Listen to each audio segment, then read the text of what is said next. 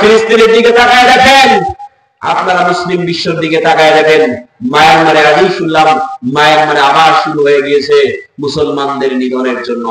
5 লক্ষ রোহিঙ্গা মুসলমান অপেক্ষায় আছে ওখান থেকে আসার জন্য।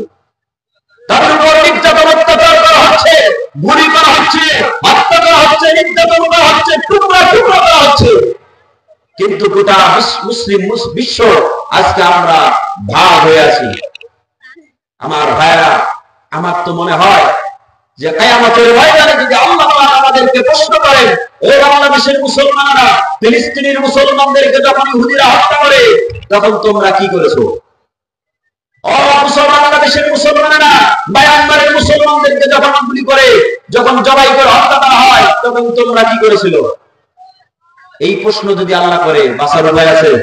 কথা বলেন, বাঁচার উপায় আছে? আল মুসলিম আখাল মুসলিম, মুসলমান মুসলমান কি ভাই, আমরা একে অংশ। কোন মুসলমান যদি আঘাতপ্রাপ্ত হয়, যদি সে প্রকৃতপক্ষে মুসলমান হয়, তাহলে সেও ওই মুসলমানদের ব্যথায় সে ব্যথিত হবে। এটাই হলো মুসলমানের পরিচয়।